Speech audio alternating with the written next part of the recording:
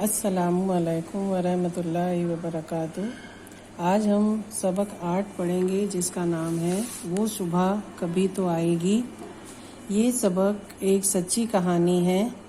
इस सबक में आप लोगों को दिखाई दे रहा है इस फोटो में कि एक औरत अपने बच्चे को चिपटाए हुए दौड़ रही है। कुछ लोग इधर भी दौड़ रहे हैं।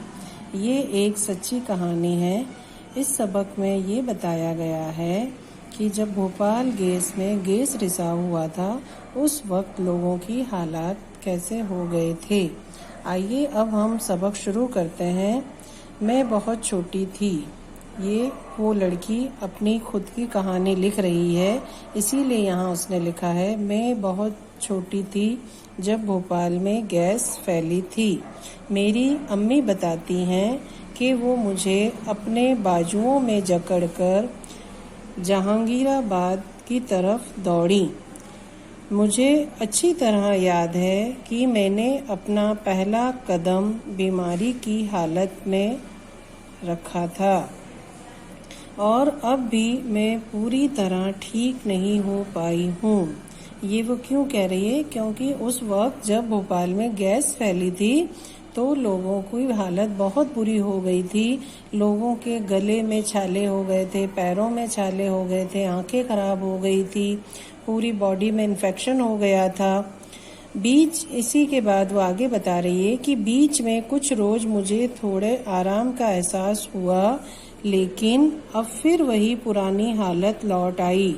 मेरा गला और आंखें सूज जाती हैं। जैसा कि मैंने बताया कि इस गैस से लोगों के गले, आंखें और स्किन खराब हो गई थी।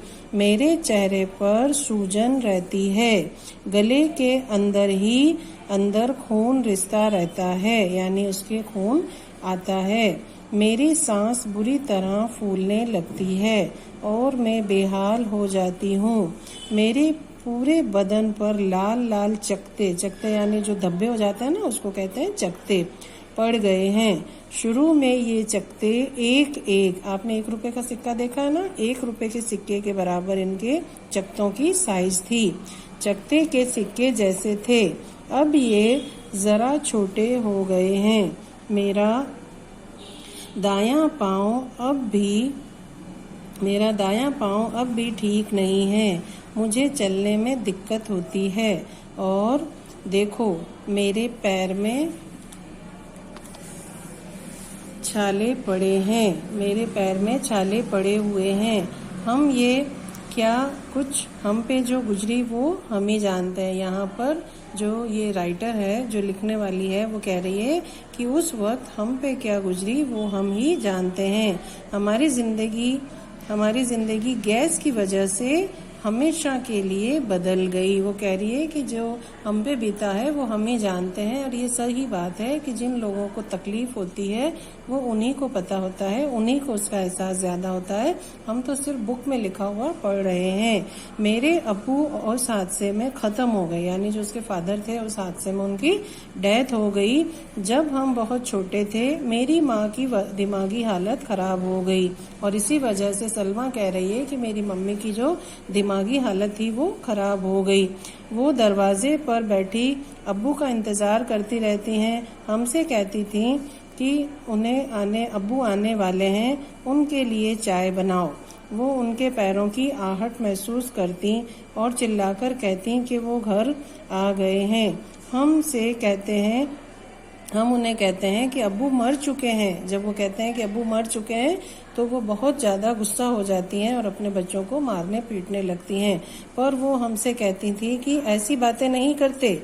अगर हम दोबारा यही बात कहते तो वो नाराज होती थी, हमें मारती थी। हम उनको इत्मीनान दिलाते थे वो इतना परेशान ना हो।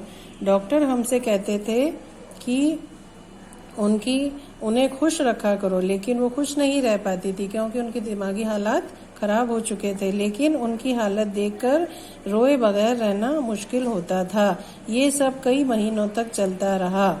ये आज हमने सबक, जो हमारा पार्ट है सबक का, वो फर्स्ट पार्ट पढ़ा है, पार्ट 1 पढ़ा है। इसके बाद हम आगे वाले वीडियो में सबक 2 पढ़ेंगे।